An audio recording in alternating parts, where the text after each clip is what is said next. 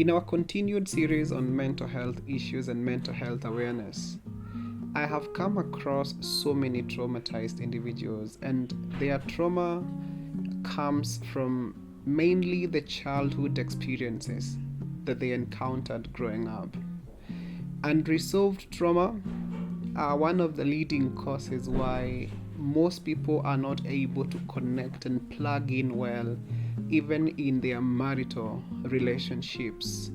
Our brains are wired for connection, but trauma rewires them for what you call protection.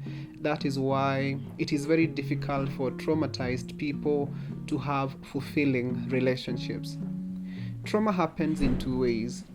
One, the right thing that was supposed to happen not happening. For example, a child who is growing up deserves to be in an environment that is accepting of who they are. They have a right to be loved unconditionally for who they are. But if you grow up in an environment where you are faulted for being who you are, or you grow up feeling like an insignificant child, then trauma can sink in. There's so many people who grew up feeling like they are insignificant, and they grew up in an environment where there are other children who are being treated like trophy children. So the right thing that was supposed to happen, which is them being loved unconditionally, didn't happen. The second way through which trauma can happen is when the wrong thing that was not supposed to happen happening. And this is something that happened a lot, especially in dysfunctional homes, where, for example, you open your mouth to talk, and then maybe your parents or your caregivers would shut you down, and maybe some of them would say things like funga hiyo mdomo kubwa kama bakuli ya jela. And you grow up feeling like expressing how you feel is actually the wrong thing. And this is the genesis of most people bottling up their feelings and their emotions. I keep on telling people, and especially those ones who are in relationships, that what happened to you is not your fault, but healing is your responsibility.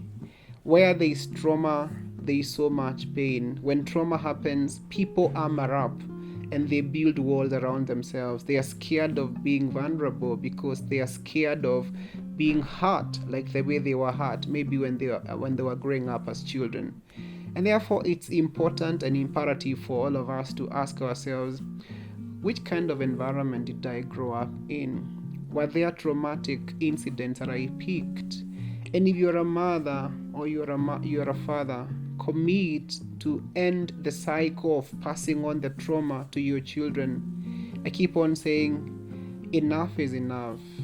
Hurt people, hurt others. If you don't heal from the trauma that you picked when you were young, you're likely going to pass it on to your future generations.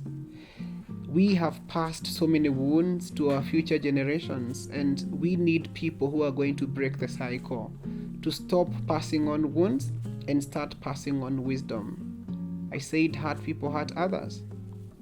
If you don't heal from what cut you, you will bleed on people who did not cut you. Keep on saying it's okay to not be okay, but it's not okay to remain not okay. You have a right to heal and focus on becoming the best version of yourself. Live and let live. Thank you.